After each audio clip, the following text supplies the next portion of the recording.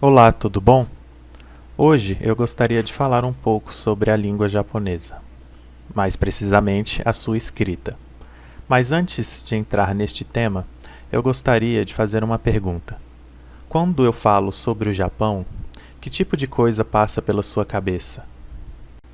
Bom, eu imagino que algumas pessoas possam lembrar dos samurais, outras das flores de cerejeira, ou então dos templos. Algumas podem lembrar dos robôs que parecem pessoas, ou então da paisagem do Japão que muda de acordo com as estações do ano. Ou por fim, algumas podem lembrar também da escrita japonesa, que é considerado por muitos como um dos sistemas de escrita mais belos e complicados do mundo. Mas a escrita japonesa é tão complicada assim? É possível realmente aprender a escrever em japonês? Bom, eu espero explicar um pouco melhor sobre o sistema de escrita japonês e tirar boa parte das dúvidas que alguns possam apresentar. E antes de iniciarmos, eu devo me apresentar.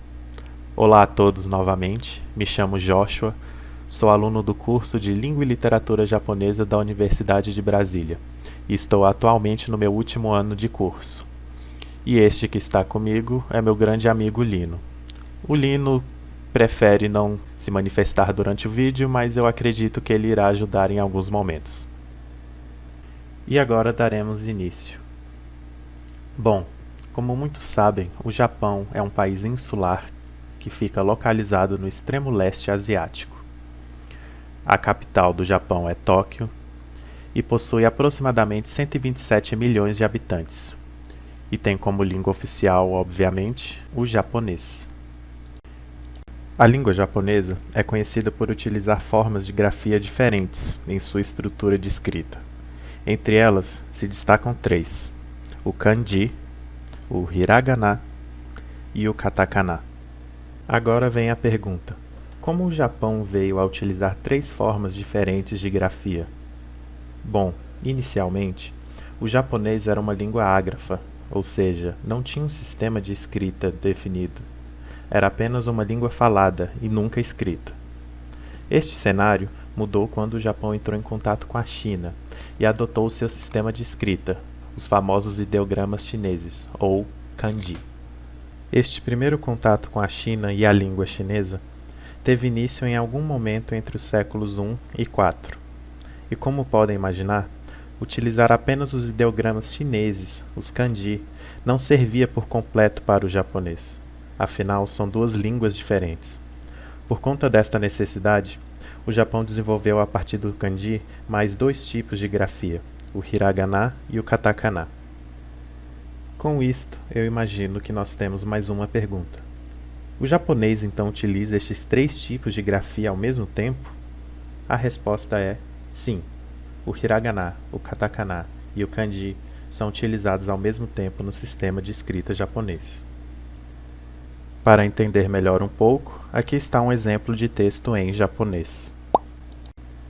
Dentro deste texto, o hiragana está sendo representado pela cor azul, o katakana está sendo representado pela cor verde e o kanji está sendo representado pela cor vermelha. Agora que você está vendo um texto em japonês, deve estar pensando que o hiragana, o katakana e o kanji devem possuir funções diferentes dentro do texto. Bom, este pensamento está correto. Cada um dos três tipos de grafia possui um papel diferente dentro da escrita japonesa. O hiragana é utilizado para escrever elementos gramaticais, como por exemplo partículas, sufixos, flexões verbais, postposições, verbos auxiliares e outras estruturas. は、あれ、しかし、ですから。 Além disso, também é utilizado para escrever palavras que não tenham ideograma, ou que tenham um ideograma muito obscuro e difícil de entender. Por fim, o hiragana também pode ser inserido em cima dos ideogramas para ajudar na sua leitura, quando for necessário. O nome disto é furigana. Antes de irmos para o próximo tópico, vale a pena mencionar um outro dado. Diferente do nosso alfabeto, o hiragana é um silabário, Ou seja, enquanto o nosso alfabeto utiliza combinações diferentes de letras para formar fonemas, o japonês utiliza símbolos que representam sílabas. Por exemplo, se eu quiser representar o fonema ta, no português eu utilizo a consoante T com a vogal A, enquanto que no japonês eu utilizo este hiragana para representar o mesmo fonema. Caso eu mude o fonema para T, no português eu só precisaria mudar a vogal. No japonês, eu iria colocar um outro hiragana, já que este mesmo fonema é representado por outro símbolo. O katakana, assim como o hiragana, é um silabário, que também representa os mesmos fonemas que o hiragana. A diferença é que o katakana é utilizado para escrever palavras de origem estrangeira, nomes de animais e plantas, onomatopeias e para dar ênfase para alguma palavra, da mesma forma que nós utilizamos fontes itálicas para enfatizar alguma coisa.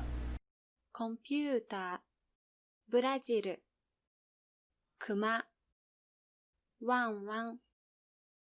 E agora, por último, o kanji. Os kanji são ideogramas chineses. Diferente do hiragana e do katakana, que são símbolos que representam sons, o kanji é um símbolo que apresenta uma ideia, um conceito. Por conta disto, os caracteres podem ter leituras e significados diferentes, que mudam de acordo com o contexto no qual ele foi inserido. Como, por exemplo, este caractere. Ele significa coração, mente ou espírito, e ele pode ser lido como kokoro ou shin. O kanji é utilizado para escrever substantivos, para representar a raiz de verbos, adjetivos e advérbios. Além disso, também é utilizado para escrever nomes próprios de origem japonesa. 車、学ぶ、早く、上手、京都。 Como eu mencionei anteriormente, o kanji é utilizado para representar a raiz de verbos, adjetivos e advérbios. Mas o que isso quer dizer? Bom, a raiz de uma palavra é a parte que confere o seu significado. Veja estes exemplos: força, forte, fortemente, reforçar. 強さ、強い、強く、強める。 Como podem ver, as palavras selecionadas tanto em português quanto em japonês apresentam relação com robustez, vigor ou firmeza. Além disso, nas duas línguas, nós podemos perceber uma certa parte entre as palavras que repetem entre si. Esta parte é a raiz da palavra, é o que lhe confere o seu sentido. No português é representado por letras e no japonês por kanji. Nós podemos perceber também que no português nós agregamos outras letras à raiz da palavra para formar o seu significado. No japonês, nós adicionamos o hiragana para fazer esta mesma coisa. E agora nós temos mais outra pergunta. Já que o kanji é utilizado para escrever nomes, substantivos, verbos e tudo mais, a quantidade de kanji que eu devo aprender é grande. Existe algum guia ou lista de kanji que fala sobre a quantidade e quais kanji eu devo aprender? Sim, o Ministério da Educação do Japão tem uma lista oficial de kanji de uso regular. Esta lista contém 2.136 kanji e são diferenciados de acordo com os anos em que são ensinados nas escolas japonesas. Agora eu gostaria de fazer uma rápida revisão sobre as grafias. O hiragana e o katakana são silabários, enquanto que os kanji são ideogramas.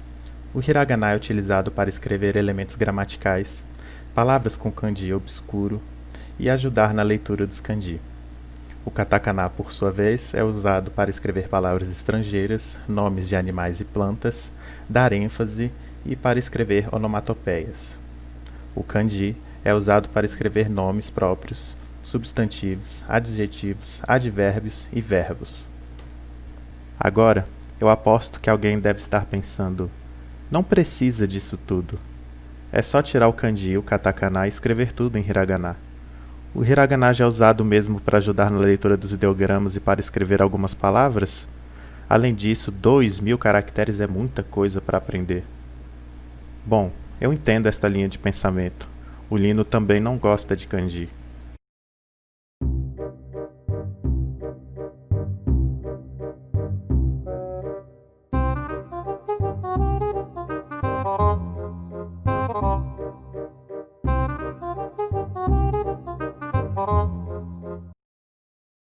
Bom, é realmente possível escrever um texto compreensível apenas em hiragana, mas isto não quer dizer que será fácil de entender ou que ele será visto da mesma forma que um texto que foi escrito também utilizando kanji e katakana. Um texto em japonês apenas em hiragana é como um texto em português escrito da seguinte forma: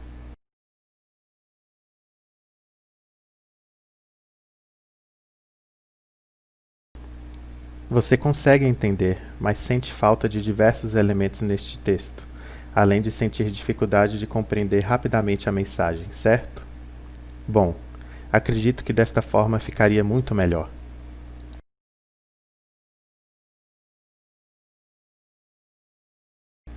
Devemos lembrar que as línguas, assim como nós, também evoluem e se adaptam com o passar do tempo. Pode parecer difícil ou complicado para nós, mas isto não quer dizer que seja algo impossível ou que esteja errado. A língua apenas se adaptou às necessidades do povo na qual a utiliza. Bom, pode parecer inicialmente muito complicado e impossível de aprender, mas a escrita japonesa é algo sistemático e a lógica por trás desse sistema não é tão difícil de compreender. Na verdade, é até muito interessante e divertido de ver como tudo se encaixa. Espero que tenham gostado deste vídeo e tenham compreendido um pouco mais sobre a escrita japonesa. Bom, eu vou ficando por aqui. Muito obrigado por assistir. Arigatou gozaimashita.